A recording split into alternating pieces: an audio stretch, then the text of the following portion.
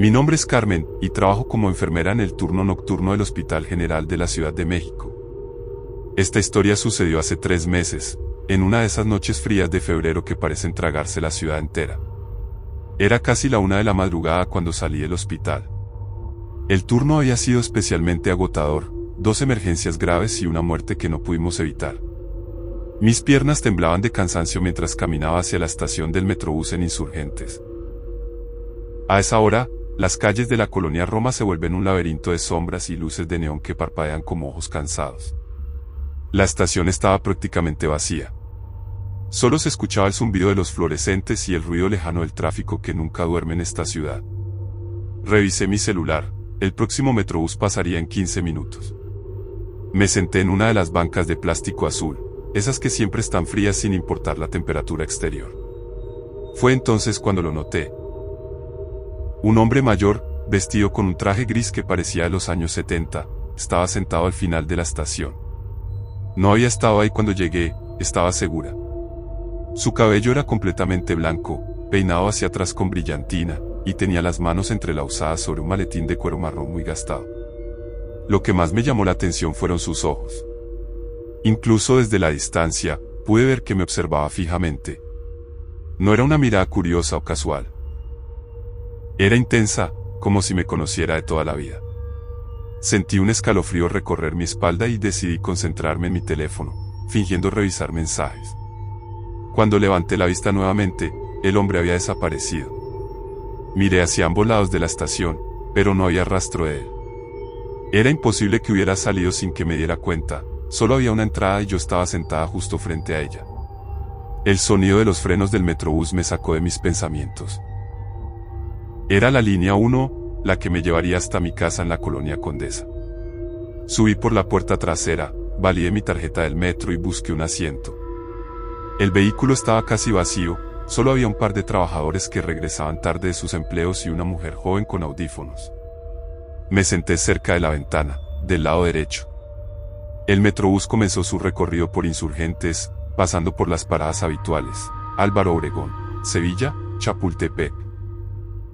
Las luces de la ciudad se difuminaban a través del cristal como acuarelas corridas.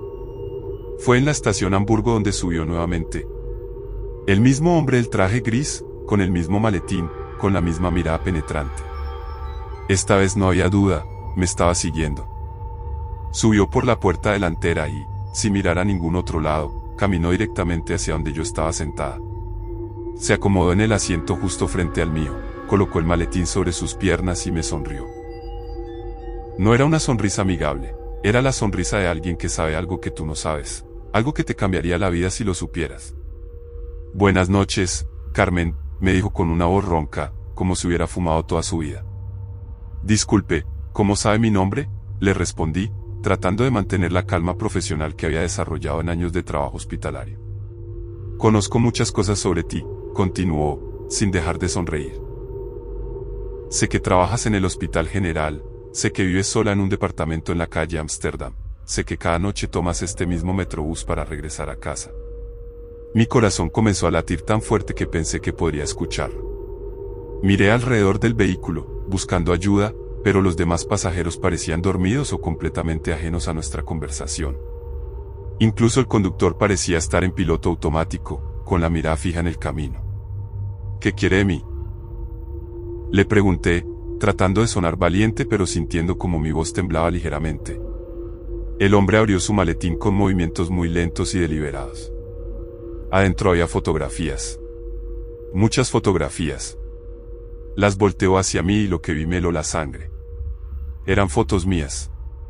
En el hospital, caminando por la calle, comprando en el Oxxo de la esquina, subiendo a mi edificio. Todas tomadas desde lejos, con teleobjetivo, pero con una claridad que mostraba cada detalle de mi rutina diaria. La fecha en la esquina inferior derecha de cada foto indicaba que había estado siguiéndome durante semanas. He estado observándote, Carmen. Eres muy meticulosa en tus rutinas, muy predecible. Eso me gusta, dijo mientras pasaba las fotografías una por una, como si fueran cartas de un juego macabro. ¿Por qué?, fue lo único que pude susurrar. Porque tengo una propuesta para ti, respondió, guardando las fotos y sacando un sobremanila del maletín. Dentro de este sobre hay 50.000 pesos en efectivo. Todo tuyo, sin preguntas, sin condiciones. Mis manos temblaron cuando me extendió el sobre. Podía sentir el grosor del dinero a través del papel manila. ¿Qué tengo que hacer?, pregunté, aunque una parte de mí ya sabía que no quería escuchar la respuesta. Nada complicado, dijo, recostándose en su asiento. Solo necesito que mañana en la noche, durante tu turno, dejes abierta la puerta del almacén de medicamentos del 5º piso. De las 2 a las 2:15 de la madrugada. 15 minutos, Carmen. 15 minutos y estos 50.000 pesos son tuyos. La estación Florencia se acercaba. Era mi parada. Me puse de pie con las piernas temblorosas, pero el hombre puso su mano sobre mi brazo. Piénsalo bien, Carmen. Sabes dónde vives, sabes dónde trabajas, sabes tu rutina completa. Esto puede ser muy fácil o muy difícil, dependiendo de tu decisión. Las puertas del metrobús se abrieron con un silbido. Bajé rápidamente, sin voltear atrás, caminando lo más rápido que pude hacia mi edificio. Cuando finalmente me atreví a mirar por encima del hombro, el metrobús ya se había ido. Esa noche no pude dormir. Estuve despierta hasta el amanecer, pensando en las fotografías, en la voz ronca del hombre, en los 50.000 pesos que tanto necesitaba para pagar las deudas de mi papá enfermo. Al día siguiente, llamé enferma al trabajo. No pude enfrentar la idea de caminar por esos pasillos sabiendo que alguien me había estado vigilando, sabiendo que conocía cada detalle de mi rutina laboral. 2 días después, cuando finalmente regresé al hospital, mi supervisora me informó que había habido un robo en el almacén de medicamentos del 5º piso. Habían forzado la puerta durante la madrugada y se habían llevado principalmente opioides y analgésicos fuertes. La policía había revisado las cámaras de seguridad, pero curiosamente, la grabación de esa noche tenía interferencias justo en el momento del robo. Nunca volví a tomar el metrobús nocturno. Ahora mi hermana me recoge después de cada turno, sin excepción. Pero a veces, cuando estoy trabajando en el 5º piso del hospital, siento que alguien me observa. Miro por las ventanas hacia la calle y, ocasionalmente, creo ver una figura en traje gris parada bajo las farolas. La semana pasada encontré un sobre debajo de la puerta de mi departamento. Adentro había una fotografía mía saliendo del hospital, tomada apenas 2 días antes. En el reverso, con letra perfecta, alguien había escrito: la oferta sigue en pie, Carmen. 50.000 pesos por 15 minutos de tu tiempo. Aún conservo el sobre. Aún conservo la fotografía. Y cada noche, antes de acostarme, reviso 3 veces que la puerta esté cerrada con llave.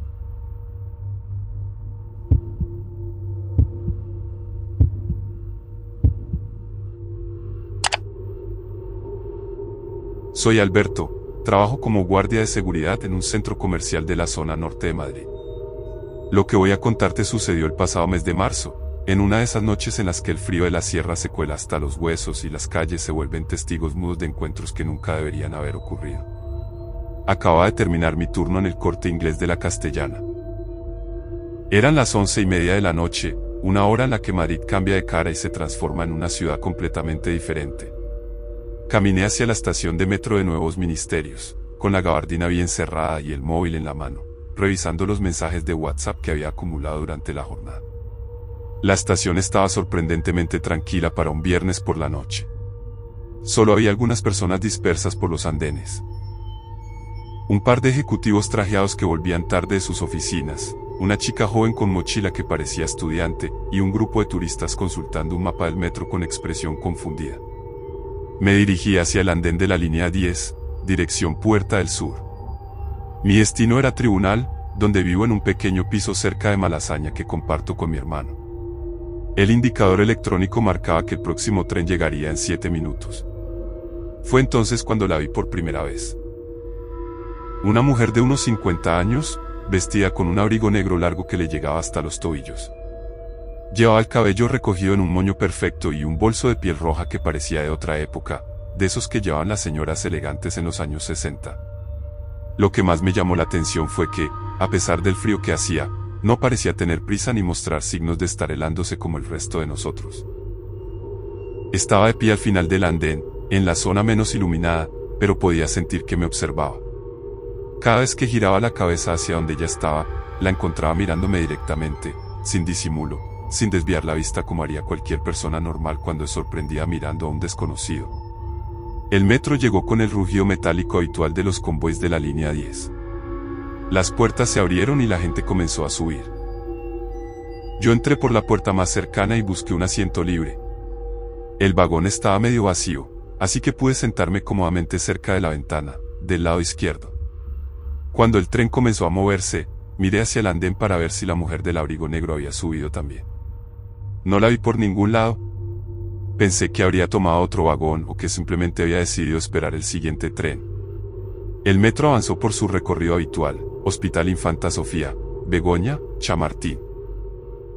En cada parada subían y bajaban pasajeros, pero yo apenas prestaba atención, concentrado en mi móvil y en los mensajes del grupo de trabajo donde mis compañeros comentaban las incidencias de la noche. Fue en la estación de Cusco cuando volví a verla. La mujer del abrigo negro subió por la puerta del fondo del vagón. Esta vez pude observarla mejor. Tenía la piel muy pálida, casi translúcida, y unos ojos verdes que parecían brillar con luz propia. Se movía con una elegancia extraña, como si flotara en lugar de caminar. Se dirigió directamente hacia donde yo estaba sentado. Había al menos 20 asientos libres en el vagón, pero eligió sentarse justo frente a mí. Colocó su bolso rojo sobre las piernas y me sonrió. No era una sonrisa normal, era la sonrisa de alguien que reconoce a un viejo conocido después de muchos años. «Buenas noches, Alberto», me dijo con una voz suave pero que sonaba como si viniera de muy lejos. Su acento era madrileño, pero tenía algo anticuado, como si hubiera aprendido a hablar español en otra época. «Perdone, ¿nos conocemos?», le pregunté, sintiendo como un escalofrío me recorría la columna vertebral. «Por supuesto que nos conocemos», respondió, abriendo su bolso con movimientos muy lenguos. «Nos conocemos desde hace mucho tiempo, Alberto. Desde antes de que nacieras, en realidad». Dentro del bolso había algo que me dejó sin palabras. Una fotografía en blanco y negro, vieja y amarillenta por los bordes. En la imagen aparecía un hombre joven, vestido con uniforme militar de la Guerra Civil Española. El parecido conmigo era inquietante, los mismos ojos, la misma forma de la mandíbula, incluso la misma manera de sonreír ligeramente torcida hacia la izquierda. «Este es tu abuelo, Rafael», me dijo, pasándome la fotografía. Murió en el frente de Guadalajara en 1937. Tenía 23 años, la misma edad que tienes tú ahora. Mis manos temblaron al tomar la foto. Era cierto que me parecía extraordinariamente a mi abuelo paterno, pero ¿cómo podía saberlo esta mujer? Mi padre apenas hablaba de él, y las pocas fotografías que conservábamos estaban guardadas en casa de mi abuela, en Segovia. ¿Cómo tiene esta foto? «¿Quién es usted?», le pregunté, sintiendo como mi voz se volvía más aguda por los nervios. «Me llamo Isabel», respondió, sacando más objetos de su bolso. «Fui la prometida de tu abuelo. Íbamos a casarnos cuando terminara la guerra, pero las balas fascistas decidieron otra cosa». El metro se detuvo en la estación de Santiago Bernabéu. Miré alrededor del vagón, buscando otros pasajeros, pero nos habíamos quedado completamente solos. Incluso el sonido del metro parecía haberse vuelto más silencioso, como si estuviéramos viajando dentro de una burbuja aislada del resto del mundo. Isabel siguió sacando cosas de su bolso. Cartas escritas a mano con tinta azul, un anillo de compromiso con una pequeña piedra, un pañuelo bordado con las iniciales, RM, Rafael Martínez, el apellido de mi familia. «Estas son las cartas que me escribió desde el frente», me explicó, mostrándome los sobres amarillentos. En la última, me decía que cuando volviera a Madrid íbamos a mudarnos a un piso en Malasaña, cerca del teatro. Qué casualidad que tú vivas precisamente ahí, ¿verdad? Mi corazón latía tan fuerte que podía escucharlo por encima del ruido del tren. Todo aquello tenía que ser una coincidencia imposible, pero los detalles eran demasiado específicos, demasiado precisos.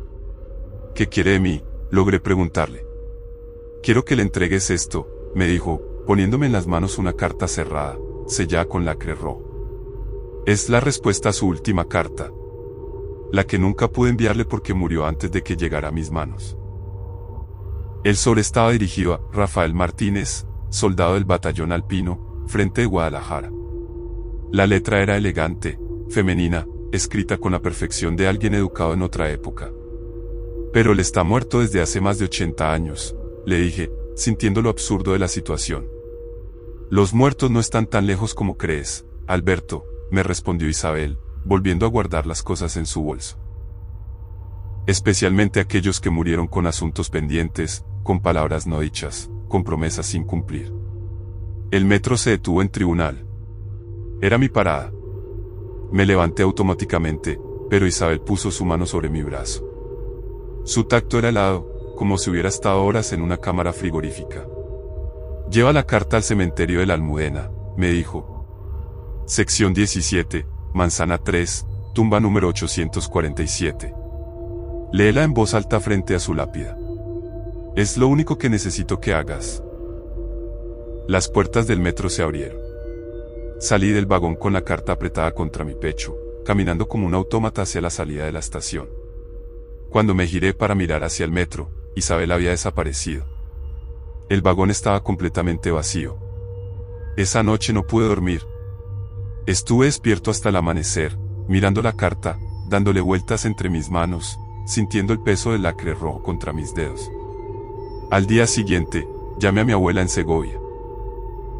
Abuela, ¿conociste alguna vez a una mujer llamada Isabel que fuera novia del abuelo Rafael? El silencio al otro lado del teléfono duró una eternidad.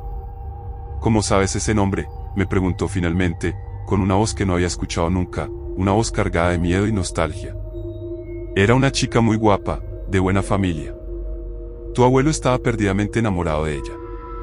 Murió en un bombardeo en Madrid, 3 días después de que mataran a Rafael. Nunca llegó a saber que él había muerto. El domingo siguiente fui al cementerio de la Almudena. Encontré la tumba exactamente donde Isabel me había dicho. Era una lápida sencilla, de mármol gris, con el nombre, Rafael Martínez García, y las fechas, 1914 a 1937. Abrí la carta con manos temblorosas. Estaba escrita en la misma letra elegante que había visto en el sobre. Mi querido Rafael, he estado esperando tu respuesta durante días. La ciudad está cambiando, hay rumores de que la guerra pronto terminará. He encontrado un piso precioso en Malasaña, cerca del teatro, tal como habíamos soñado. Te espero, mi amor. Te esperaré toda la vida si es necesario. Tú, Isabel. Leí la carta en voz alta, como me había pedido. Cuando terminé, una ráfaga de viento helado movió las hojas secas que estaban sobre la tumba, a pesar de que el resto del cementerio permanecía en completa calma. Nunca volví a ver a Isabel, pero a veces, cuando tomo el metro muy tarde por la noche, siento que alguien me observa desde el fondo del vagón. Me giro y no hay nadie, pero el aire se vuelve más frío y puedo oler un perfume muy tenue, como de lavanda antigua. La semana pasada, al llegar a casa después del turno nocturno, encontré algo bajo la puerta de mi piso. Era una pequeña fotografía en blanco y negro, Isabel y mi abuelo Rafael juntos, sonriendo, con el Madrid de los años 30 como fondo. En el reverso, con la misma letra elegante, alguien había escrito, gracias, Alberto. Ahora puedes descansar en paz. Guardé la fotografía junto con la carta original. A veces las miro y me pregunto si realmente todo sucedió o si fue producto del cansancio y la sugestión. Pero entonces recuerdo el frío de su mano, el olor a lavanda, y la exactitud imposible de todos los detalles que me contó. Mi abuela murió el mes pasado. En sus cosas encontramos una caja con cartas y fotografías de la guerra. Entre ellas, había una foto idéntica a la que apareció bajo mi puerta. En el reverso, mi abuelo había escrito, Isabel y yo en la Gran Vía, diciembre de 1936. Pronto seremos una familia. Ahora evito tomar la línea 10 después de las 11 de la noche. No por miedo, sino por respeto. Hay algunas historias que deben terminar, algunos encuentros que no deben repetirse.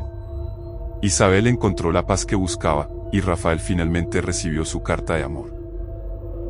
Pero de vez en cuando, muy de vez en cuando, siento la tentación de volver a ese vagón nocturno, por si algún día otra alma perdida necesita que alguien escuche su historia y lleve sus palabras donde deben llegar.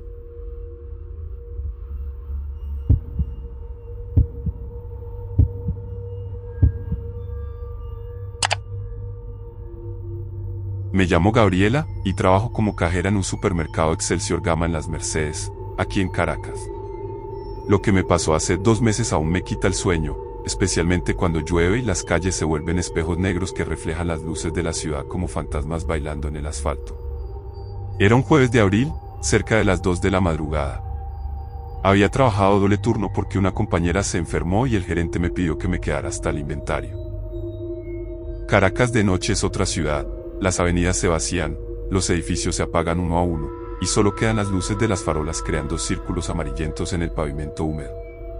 Salí del supermercado por la entrada de empleados, en la parte trasera del centro comercial. El aire nocturno olía a lluvia reciente y a escape de carros, esa mezcla particular que solo conoce quien ha vivido toda su vida en esta ciudad. Caminé hacia la parada del autobús en la Francisco de Miranda, abrazando mi cartera contra el pecho. La parada estaba desierta, como era de esperarse a esa hora. Solo había una señora mayor sentada en la banca de concreto, con un paraguas cerrado apoyado entre sus piernas y una bolsa de tela a su lado. Llevaba un vestido floreado de esos que usaban las abuelas en los años 80, y tenía el cabello cubierto con un pañuelo azul claro. Me senté a cierta distancia de ella, revisando mi celular para ver si había mensajes de mi mamá. El próximo autobús de la ruta Petare-Chacao pasaría en unos 20 minutos, según la aplicación que usábamos los que dependíamos del transporte público. Buenas noches, mija, me dijo la señora con una voz muy dulce, pero que tenía un eco extraño, como si hablara desde el fondo de un pozo. Buenas noches, señora, le respondí, manteniendo la cortesía que me enseñó mi abuela pero sin dejar de estar alerta. En Caracas, especialmente de noche, uno siempre tiene que estar pendiente. ¿Tú también vas para el este?, me preguntó, señalando hacia donde vivía yo, en Petare. Sí, señora. Voy a Petare. Ah, qué bueno. Yo también voy para allá. Hace tanto tiempo que no subo a esa zona. Las cosas han cambiado mucho, ¿verdad? Asentí, aunque algo en su forma de hablar me resultaba extraño. Decía, subo, en lugar de, voy, como si Petare fuera una montaña en lugar de un barrio. Y su acento, aunque claramente caraqueño, tenía algo anticuado, como si hubiera aprendido a hablar en otra época. El autobús llegó con el rugido diésel característico de las unidades viejas que aún circulaban por la ciudad. Era uno de esos autobuses pintados de azul y blanco, con las ventanas empañadas y el motor que sonaba como si fuera a apagarse en cualquier momento. Subimos las dos. Yo pagué mi pasaje con el dinero exacto que llevaba en la mano, pero cuando miré hacia la señora para ver si necesitaba ayuda con el cambio, se había sentado ya al fondo del autobús sin que la viera pagar. El vehículo estaba prácticamente vacío. Solo había un muchacho joven con audífonos que parecía venir de alguna fiesta, un señor en overol que probablemente trabajaba en turno nocturno, y nosotras dos. Me senté hacia la mitad del autobús, del lado derecho, cerca de la ventana. El chofer era un hombre de unos 50 años, con bigote y gorra de béisbol de los Leones del Caracas. Tenía la radio encendida, sintonizada en una emisora que pasaba salsa vieja y merengue, esa música que siempre suena en los autobuses de madrugada como un hilo que conecta a todos los trasnochadores de la ciudad. Comenzamos a rodar por la Francisco de Miranda, pasando por los semáforos que titilaban en amarillo a esa hora. Las calles estaban prácticamente vacías, salvo por algún taxi ocasional o algún carro particular con las luces encendidas cortando la oscuridad. Fue cuando íbamos subiendo hacia la Castellana que la señora se levantó de su asiento y vino a sentarse justo a mi lado. No había preguntado si el puesto estaba libre, simplemente se había sentado como si fuéramos viejas conocidas. ¿Tú conoces el barrio San Blas?, me preguntó, sacando de su bolsa una fotografía muy vieja, en blanco y negro. Sí, señora. Yo vivo cerca de ahí. Mira esta foto, me dijo, extendiéndome la imagen. Esta es mi casa. O era mi casa, mejor dicho. En la fotografía se veía una casa pequeña, de un solo piso, con paredes de bloque y techo de zinc. Tenía una pequeña ventana con rejas y una puerta de madera. Lo extraño era que la foto parecía ser de los años 60 o 70, pero la casa se veía exactamente igual a muchas de las que había en San Blas actualmente. Se ve muy bonita, señora. Vivíamos allí mi esposo y yo, con nuestros 3 hijos. Carlos, María Elena y José Miguel. Carlos era el mayor, tenía 12 años cuando pasó lo del derrumbe. ¿El derrumbe? Sí, mija. Fue en diciembre del 77. Llovió durante una semana completa, y el cerro no aguantó más. Se vino abajo todo el sector donde vivíamos. Murió mucha gente esa noche. Sentí un escalofrío recorrerme la espalda. Había escuchado historias de esa tragedia, pero fue mucho antes de que yo naciera. Mi abuela me había contado que en los años 70 hubo varios derrumbes en los cerros de Caracas por las lluvias fuertes, pero nunca con tanto detalle. Lo siento mucho, señora. Nosotros logramos salir, pero perdimos todo. La casa, las pocas cosas que teníamos, los recuerdos. Todo se quedó enterrado bajo el barro y las piedras. El autobús siguió su recorrido, subiendo por la Cota 1000. A esa altura, las luces de Caracas se extendían como un manto de diamantes hacia el valle, interrumpido solo por las manchas oscuras de los cerros que rodeaban la ciudad. ¿Y después qué pasó?, le pregunté, aunque una parte de mí ya no quería escuchar la respuesta. Nos mudamos a un refugio temporal que pusieron en una escuela. Después, el gobierno nos reubicó en una de esas urbanizaciones populares que estaban construyendo en esa época. Pero nunca fue lo mismo, ¿sabes? Uno se acostumbra a un lugar, a sus vecinos, a la vista desde la ventana. Sacó más fotografías de su bolsa. Esta vez eran fotos familiares, una pareja joven con 3 niños, todos sonriendo frente a la misma casa de la primera imagen. La mujer de la foto era obviamente ella, pero muchos años más joven. El parecido era inconfundible, los mismos ojos, la misma forma de sonreír. Esta es mi familia, me dijo con orgullo. Carlos estudió ingeniería, María Elena se casó y se fue a vivir a Valencia, y José Miguel. José Miguel se fue del país hace unos años. ¿Y su esposo? Pedro murió hace 5 años. Un infarto. Trabajó toda su vida como albañil, construyendo casas para otros después de que perdimos la nuestra. Era un hombre bueno, muy trabajador. El autobús se detuvo en la parada de Bellomonte. Subieron 2 personas más. Una mujer con uniforme de enfermera que venía del turno nocturno y un hombre mayor con una caja de herramientas. El chofer subió un poco el volumen de la radio cuando comenzó a sonar Llorarás, de Oscar de León. ¿Usted vive sola ahora?, le pregunté a la señora. Sí, mija. En un apartamento pequeño en el 23 de enero. Pero de vez en cuando me gusta venir a recorrer los lugares donde viví, donde fui feliz. Por eso ando en autobús a estas horas, visitando los rincones de mi vida. Algo en su manera de hablar me estaba poniendo nerviosa.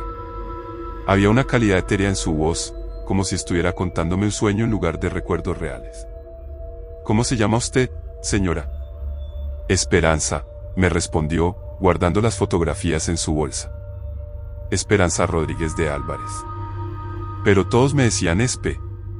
El nombre me sonó familiar, aunque no podía ubicar donde lo había escuchado antes.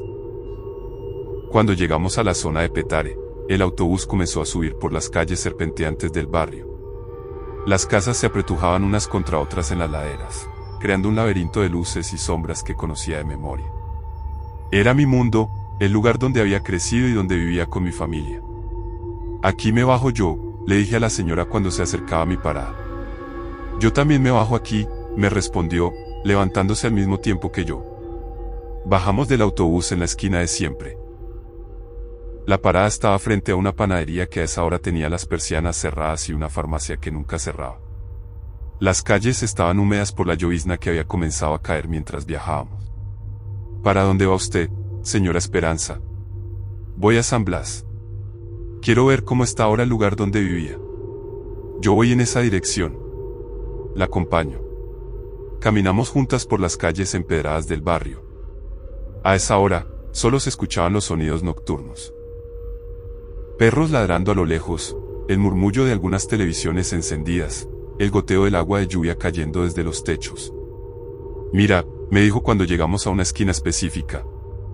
Aquí era donde estaba mi casa. El lugar donde señalaba era un lote baldío, cubierto de maleza y con algunos escombros dispersos. Había una cerca de alambre de púas alrededor, y un letrero oxidado que advertía, prohibido el paso. No veo ninguna casa, señora. Por supuesto que no, me respondió con una sonrisa triste. Te dije que se la llevó el derrumbe. Esto es todo lo que queda.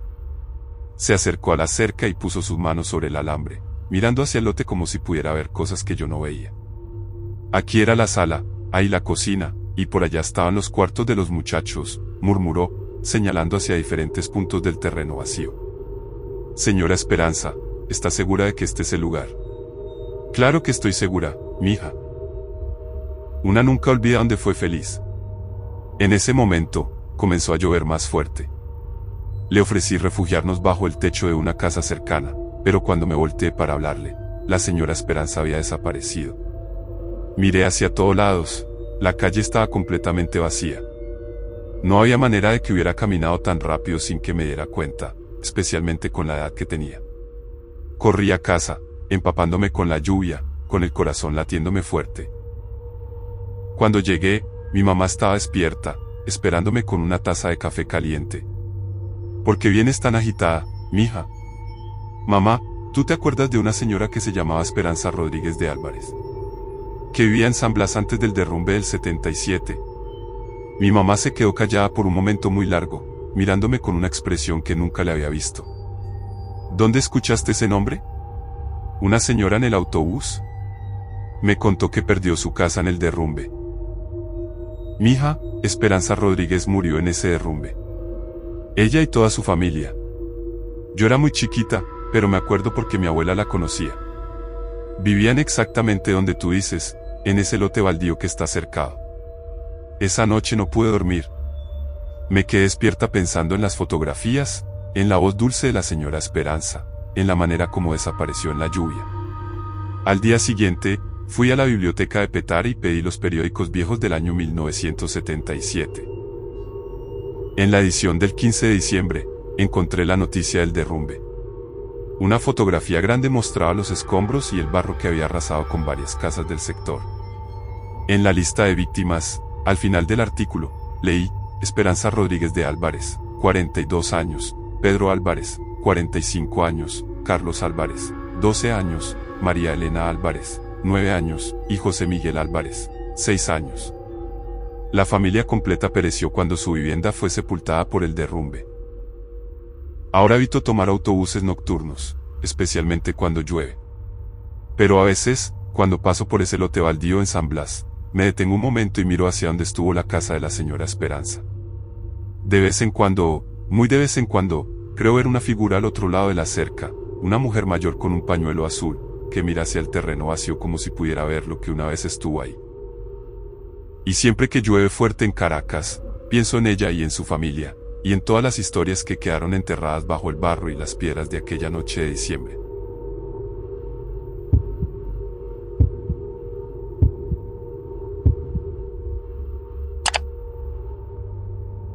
Soy Ramón, trabajo como vigilante nocturno en una empresa de seguridad aquí en Santo Domingo. Lo que me pasó hace un mes todavía me tiene sin dormir bien, sobre todo cuando escucho el sonido de las guaguas pasando por la avenida a altas horas de la madrugada. Era un sábado de mayo, como a las 3 de la mañana. Acababa de terminar mi turno en un edificio de oficinas en la zona colonial, cerca del Alcázar de Colón. Santo Domingo de noche tiene su propia personalidad. El merengue que sale de los colmados que nunca cierran, el olor a frituras mezclado con la brisa de Osama, y las luces de los rascacielos del malecón reflejándose en el agua como estrellas caídas. Salí del edificio por la entrada principal, ajustándome el uniforme y guardando las llaves en el bolsillo de la camisa. Tenía que tomar una guagua en la Isabel la Católica para llegar hasta mi casa en Los Alcarrizos, un viaje que a esa hora se hacía eterno pero que conocía de memoria después de 5 años trabajando el mismo turno. La parada estaba casi vacía, como era normal para esa hora. Solo había un tigueraje de muchachos jóvenes que venían de alguna discoteca del malecón, una señora con uniforme de limpieza que seguramente trabajaba en los hoteles de la zona colonial, y un viejo sentado en la parte de atrás de la parada. El viejo me llamó la atención desde que lo vi. Vestía un traje de lino blanco impecable, de esos que usaban los hombres elegantes en los años 40, con un sombrero panamá y zapatos de cuero marrón brillantes como espejos. Tenía una maleta pequeña de cuero a sus pies y fumaba un cigarro que despedía un humo dulzón que me recordó a mi abuelo. Lo que más me extrañó fue que, a pesar del calor húmedo que siempre hay en Santo Domingo, incluso de madrugada, el viejo no parecía sudar ni una gota. Su traje estaba impecable, como si acabara de salir de una tintorería. «Buenas noches, joven», me dijo con una voz ronca pero elegante, levantando ligeramente su sombrero en un gesto de cortesía que ya no se ve. «Buenas noches, don», le respondí, usando el tratamiento de respeto que me enseñó mi madre para los mayores. ¿Usted también va para los Alcarrizos? La pregunta me sorprendió. No le había dicho a dónde iba, y aunque los Alcarrizos era una parada común de las guaguas que pasaban por ahí, me resultó extraño que lo supiera. Sí, señor. ¿Usted conoce la zona? Por supuesto, me respondió, dando una calada larga a su cigarro. Conocí esa zona cuando no era más que un batey azucarero perdido en el monte. Esto era antes de que pusieran todas esas casitas de bloc y antes de que llegara tanta gente de la capital. Su manera de hablar tenía algo anacrónico, como si hubiera vivido en otra época. Usaba palabras y expresiones que ya casi no se escuchaban, y su acento, aunque claramente dominicano, tenía una formalidad que contrastaba con el español relajado y lleno de modismos que hablábamos normalmente. La guagua llegó rugiendo por la Isabel la Católica, una de esas unidades viejas pintadas con colores llamativos y con merengue sonando a todo volumen desde las bocinas. El chofer era un moreno corpulento con una gorra de los Tigres del Licey y una cadena de oro que le brillaba contra el pecho sudoroso.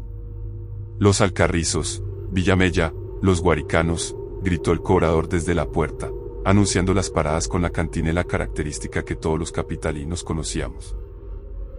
Subimos todos los que estábamos esperando.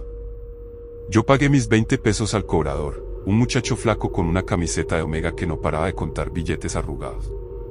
Cuando miré hacia el viejo del traje blanco, ya estaba sentado al fondo de la guagua, pero no lo había visto pagar. Me senté hacia la mitad del vehículo, en uno de esos asientos de plástico que siempre están pegajosos por el calor y la humedad. La guagua estaba medio llena. Había algunas empleadas domésticas que iban a trabajar temprano a las casas de los ricos en Bellavista, un par de obreros de construcción con sus cascos amarillos, y algunas muchachas jóvenes que venían de hacer vida nocturna. El viejo se había sentado en el último asiento, junto a la ventana trasera. Desde donde yo estaba, podía verlo reflejado en el vidrio de la ventana. Su perfil aristocrático, el humo de su cigarro creando arabescos en el aire viciado de la guagua, y su mirada perdida hacia la ciudad que pasaba como una película borrosa. Comenzamos el recorrido por las calles de Santo Domingo que conocía como la palma de mi mano.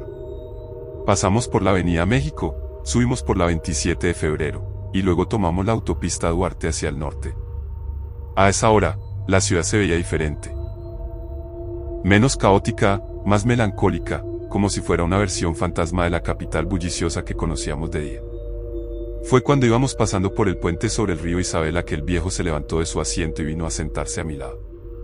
Se movía con una elegancia extraña, como si flotara en lugar de caminar, y cuando se sentó, noté que olía a colonia antigua y a tabaco fino. ¿Usted trabaja de vigilante?, me preguntó, señalando mi uniforme. Sí, señor. En la zona colonial. Ah, la ciudad primada, dijo con nostalgia. He pasado muchas noches caminando por esas calles. Cada piedra tiene una historia, cada esquina guarda un secreto. Sacó de su bolsillo interior una fotografía en sepia, muy vieja y gastada en los bordes. En la imagen se veía la catedral primada, pero no como la conocía yo ahora. Se veía más antigua, más vacía, rodeada de casas coloniales que ya no existían. Esta foto la tomé en 1935, me dijo, pasándome la imagen. Era un fotógrafo profesional en esa época. Retratos, bodas, bautizos, eventos sociales. La fotografía era mi pasión y mi sustento. La foto tenía una calidad artística innegable. La composición, la luz, el encuadre, todo mostraba la mano de alguien que realmente sabía manejar una cámara. Pero lo que me llamó la atención fue la fecha, 1935. Si era cierta, este hombre tendría que tener más de 100 años. Se ve usted muy joven para haber tomado esta foto en el 35, don. El tiempo pasa de manera diferente para algunos de nosotros, me respondió con una sonrisa enigmática, guardando la fotografía. Sacó más imágenes de su maleta, retratos de familias elegantes vestidas con la moda de los años 30 y 40, paisajes de un Santo Domingo que ya no existía, fotografías de eventos sociales donde aparecían personajes que reconocí de los libros de historia dominicana. Esta es mi obra, me dijo, mostrándome las fotografías una por una. 50 años documentando la vida de esta ciudad, capturando momentos que ya solo existen en estas imágenes. ¿Y qué pasó? ¿Por qué dejó la fotografía? Su expresión se volvió melancólica. Miró por la ventana hacia las luces de la ciudad que pasaban como fantasmas luminosos. Un accidente, me dijo finalmente. En 1961. Venía de fotografiar una boda en Santiago, regresando en el último autobús de la noche. El chofer se quedó dormido en la carretera, cerca de Bonao. ¿No hubo sobrevivientes? Sentí cómo se me erizaba la piel. La manera como lo dijo, tan natural, tan serena, como si estuviera hablando del clima. Pero usted. ¿Yo qué, joven? Usted está aquí. Por supuesto que estoy aquí. Siempre he estado aquí. Esta es mi ciudad, estos son mis caminos, esta es mi gente. La guagua se detuvo en una parada intermedia. Subieron más pasajeros, un grupo de muchachos que venían de trabajar en el mercado nocturno de pescado, con el olor a mar y a sal impregnado en su ropa. El cobrador siguió gritando las paradas y contando dinero, pero había algo diferente en el ambiente de la guagua, como si el aire se hubiera vuelto más denso. ¿Ve usted esa casa?, me preguntó el viejo, señalando hacia una vivienda modesta que pasaba por la ventana. Ahí vivía una familia que retraté muchas veces. Los Pérez. Tenían 5 hijos, todos muy fotogénicos. El mayor se hizo médico, 2 de las muchachas se casaron con hombres importantes de la sociedad. Seguía señalando casas y contándome historias de las familias que había conocido, de las fotografías que había tomado, de los eventos que había documentado. Su memoria era extraordinaria, recordaba nombres, fechas, detalles íntimos de personas que debían haber muerto hace décadas. ¿Usted tiene familia, joven? Sí, señor. Mi esposa y 2 hijos pequeños. Qué bueno. La familia es lo más importante. ¿Les toma fotografías? Sí, con el celular. Ah, esa tecnología nueva, dijo con una sonrisa triste. Es práctica, pero no tiene alma. Una verdadera fotografía se toma con paciencia, con amor, esperando el momento exacto en que la luz y la vida se encuentran. Sacó de su maleta una cámara antigua, una Leica que parecía estar en perfectas condiciones a pesar de los años. La acarició como si fuera un objeto sagrado. Esta cámara me acompañó durante toda mi carrera. Con ella documenté la historia de esta ciudad, la vida de su gente, los cambios que fueron transformando nuestro país. Puedo verla. Me la pasó con cuidado. Era pesada, sólida, hecha de metal y cuero genuino. Cuando la tuve en mis manos, sentí algo extraño, como si la cámara aún conservara la energía de todas las fotografías que había tomado. ¿Sabe qué es lo que más me duele?, me preguntó mientras yo examinaba la cámara. ¿Qué cosa, Don? Que nadie recuerda mi trabajo. Todas esas fotografías que tomé, todos esos momentos que capturé, todas esas familias que retraté. Todo se perdió en el accidente. Mi archivo completo, toda mi obra, se quemó con el autobús. Le devolví la cámara, sintiendo un peso en el pecho que no sabía explicar. Pero usted sigue aquí. Puede volver a empezar. No, joven. Mi tiempo ya pasó. Pero me gusta viajar en estas guaguas nocturnas, conocer gente nueva, escuchar sus historias. Es mi manera de seguir documentando la vida, aunque ya no pueda fotografiarla. La guagua llegó a Los Alcarrizos. Era mi parada. Me levanté, pero antes de bajar, el viejo me entregó algo, una de sus fotografías, la que había tomado de la catedral en 1935. Quédese con esto, me dijo, para que recuerde que toda historia merece ser preservada, que todavía merece ser recordada. No puedo aceptar esto, Don. Debe ser muy valioso para usted. Más valioso es que alguien joven, con toda la vida por delante, comprenda la importancia de capturar los momentos antes de que se escapen para siempre. Bajé de la guagua con la fotografía en la mano. Cuando me volteé para despedirme del viejo, el vehículo ya se había ido, perdiéndose en la madrugada con sus luces traseras como ojos rojos en la oscuridad. Al día siguiente, llevé la fotografía a un anticuario del centro que conocía. El hombre la examinó con una lupa durante varios minutos. Esta foto es auténtica, me dijo finalmente. Mire la técnica, la calidad del papel, la composición. Esto lo hizo un profesional, alguien que realmente sabía de fotografía. Por la fecha y el estilo, diría que es de mediados de los años 30. ¿Conoce usted algún fotógrafo famoso de esa época? Hubo varios, pero el más reconocido era un tal Esteban Rodríguez. un artista extraordinario que documentó la vida social de Santo Domingo durante décadas. Murió en un accidente de autobús en 1961, camino de Santiago. Se perdió todo su archivo en el incendio. Esa noche no pude dormir. Me quedé despierto mirando la fotografía, pensando en el viejo elegante del traje blanco, en sus historias, en su cámara Leica, en la manera como había desaparecido. Desde entonces, evito tomar guaguas muy tarde por la noche.